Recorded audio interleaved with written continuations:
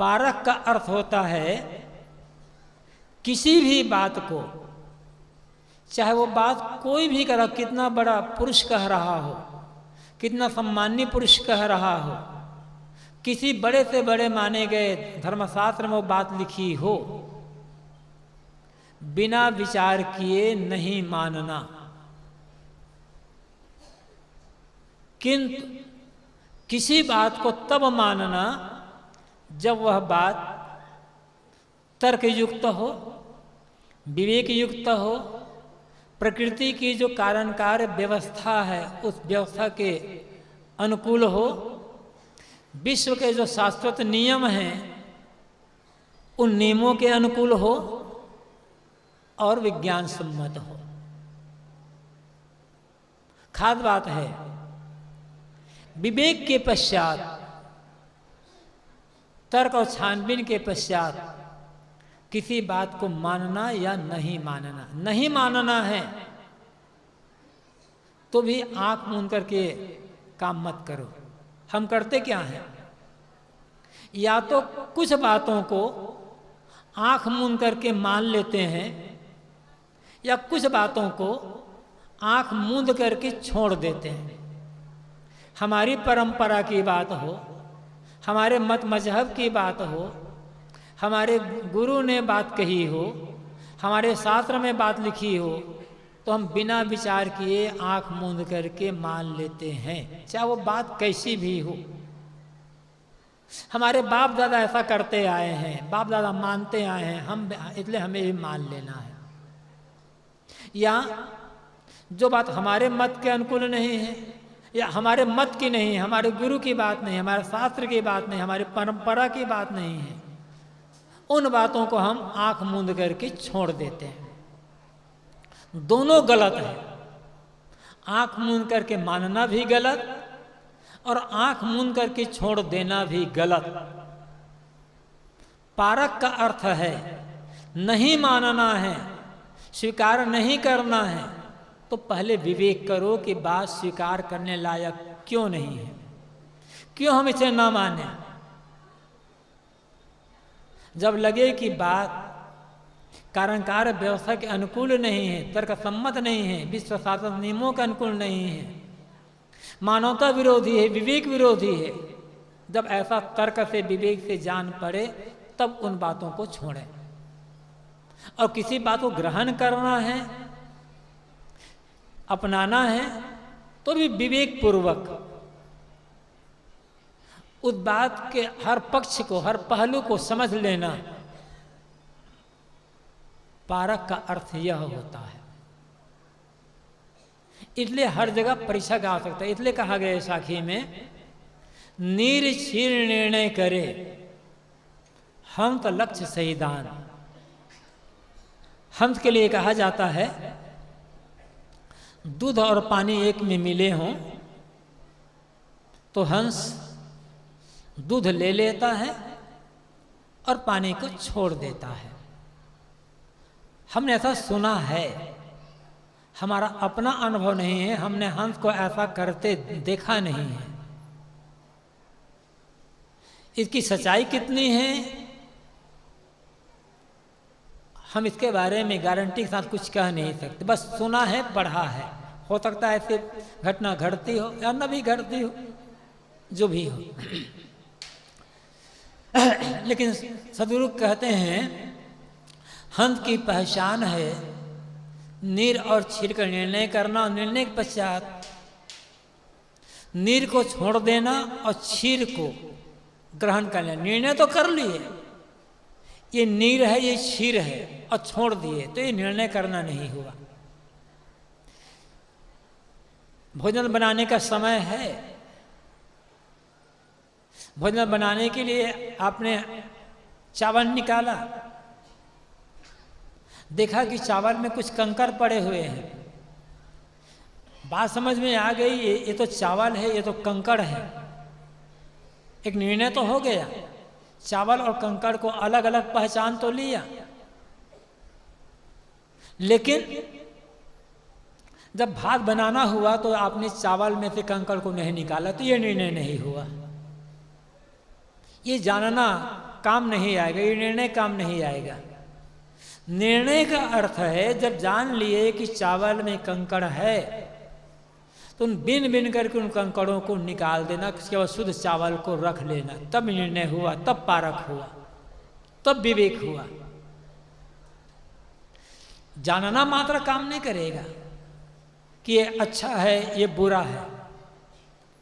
हर मनुष्य जानता है कि क्या अच्छा है और क्या गलत है, क्या करने लायक है, करना चाहिए, और क्या करने लायक नहीं है, नहीं करना चाहता। काम भर के हर मनुष्य जानता है। दुर्भाग्य यह है जिसे हम जानते हैं गलत, उसका त्याग नहीं कर पाते, और जिसे जानते हैं सही अच्छा, उसका आचरण नहीं कर पाते। महाभारत में दुर्योधन के मुख से कहलवाया गया है। लेखक कवि अपने मन से पात्रों का निर्माण करता है। बात लेखक को स्वयं कहने होती है, लेकिन पात्रों के माध्यम से अपनी बात को कहलवाता है। तो महाभारतकार ने दुर्योधन से कहलवाया है, जानामि धर्मम न च मे प्रवृत्ति, जानाम्य धर्मम न च मे निवृत्ति। मैं धर्म को जानता हूं लेकिन धर्म का आचरण नहीं कर पाता, धर्म को ग्रहण नहीं कर पाता। यहां धर्म का अर्थ है नैतिकता, सदाचार, कर्तव्य पथ पर चलना। धर्म का मतलब यहाँ हिंदू मुस्लिम ईसाई बौद्ध जैन आदि नहीं है। तो दुर्योधन से कहलवाया गया है कि मैं धर्म को, सदाचरण को, सत्पथ को जानता तो हूँ लेकिन उनको ग्रहण नहीं कर पाता, उसका आचरण नहीं कर पाता। मैं अधर्म को भी जानता हूँ, कदाचरण को, अनैतिकता को, गलत को भी जानता हूँ, लेकिन जान करके जो कदाचरण है, अनैतिकता है, उनका त्याग नहीं कर पाता। तो निर्णय नहीं हुआ। फिर ऐसे जानने की अपेक्षा नहीं जानना ज्यादा अच्छा होता है। तो निर्छिण निर्णय करे। हंस की पहचान है निर्छिण का निर्णय करना। मनुष्य, सदगुरु कबीर मनुष्य को हंस कहते हैं। आप मानव मात्र जो भी है हंस हैं। आप मलिन नहीं हैं, आप अछूत नहीं हैं, आप नीच नहीं हैं, आप अपवित्र नहीं हैं, आप छोटे नहीं हैं। यदि मनुष्य नीच है, यदि मनुष्य अपवित्र है, यदि मनुष्य छोटा है, तो बड़ा कौन होगा? पवित्र कौन होगा? मनुष्य तिरस्कृत है तो पूजनीय कौन होगा? फिर ध्यान रखें, जिन्हें आप पूजनीय मानते हैं, जिन्हें आप भगवान मानते हैं, जिन्हें आप देवता मानते हैं, उन सब का निर्माण आपने किया है।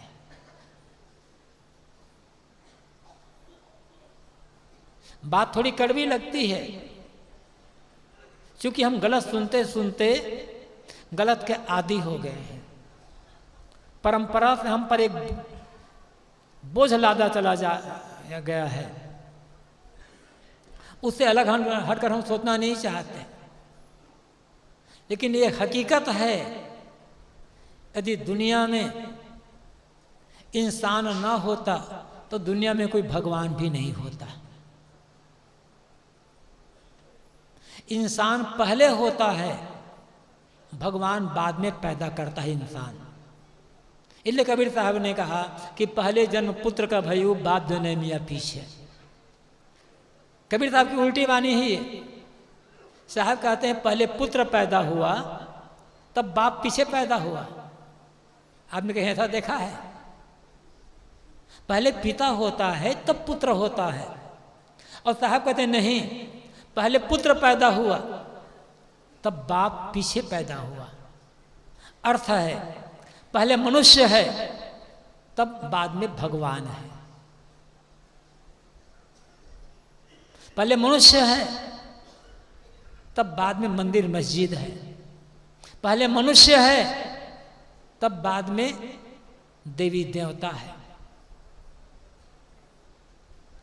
मनुष्य ही इन सब का निर्माण करने वाला है। इसलिए मनुष्य नीच नहीं है, मनुष्य छोटा नहीं है, मनुष्य अपवित्र नहीं है। मनुष्य को नीच, अपवित्र, छोटा समझना भयंकर अपराध नहीं है, भयंकर पाप है।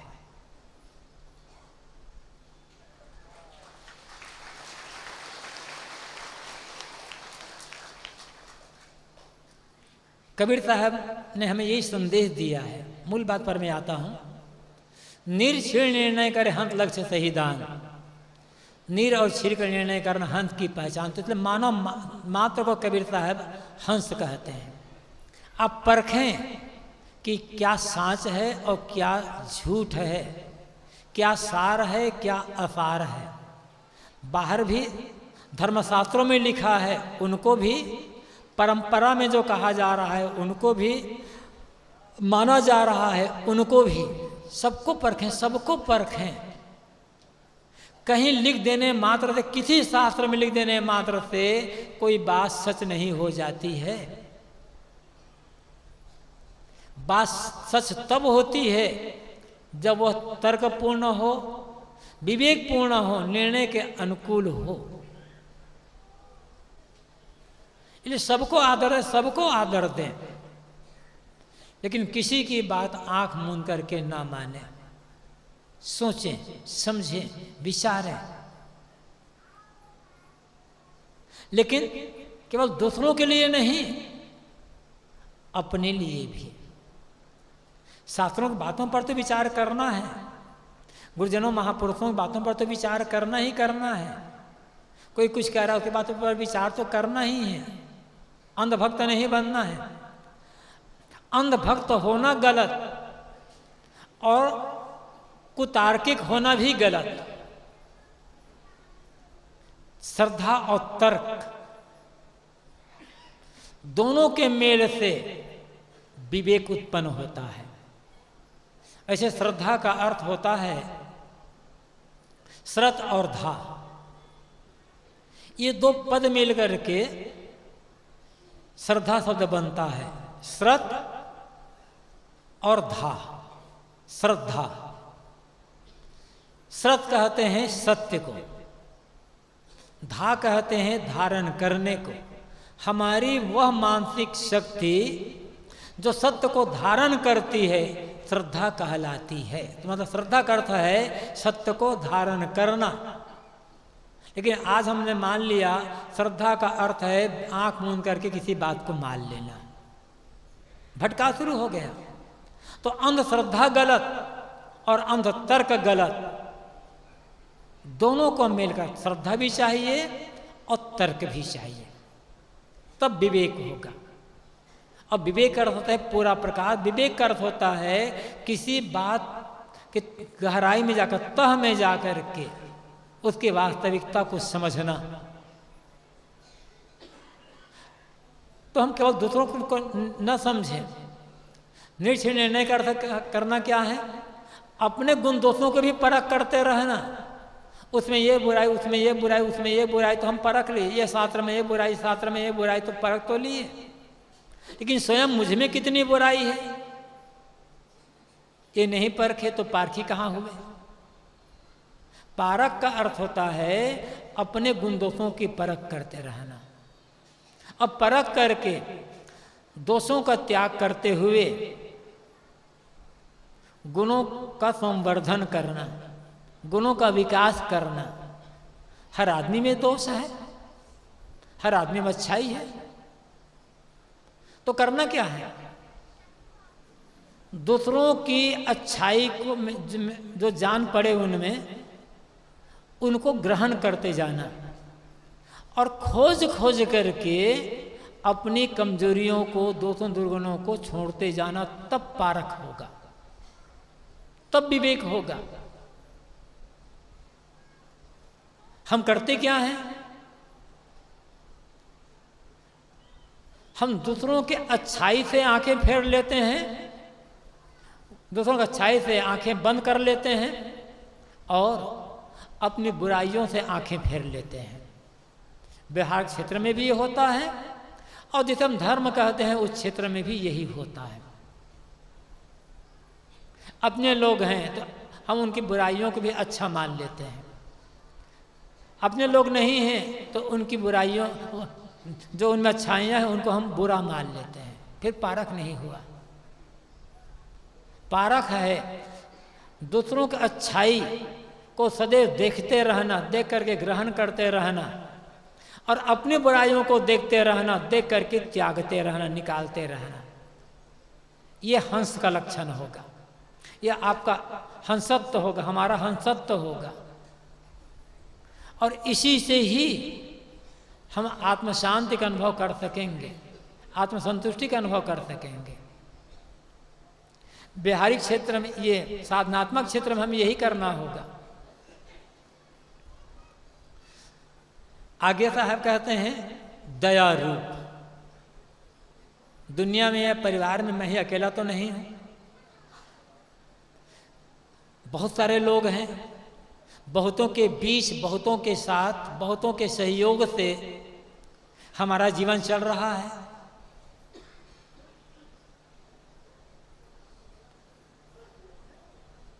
तो हम कुछ ऐसा करें जिसमें दूसरों का सहयोग हो, दूसरों को सेवा मिले, दूसरों के लिए दया की भावना हो। दया का अर्थ होता है दुखियों के दुखों को देख करके द्रवित हो जाना, करना विगलित हो जाना और यथासंभव उनके दुखों को दूर करने का प्रयास करना।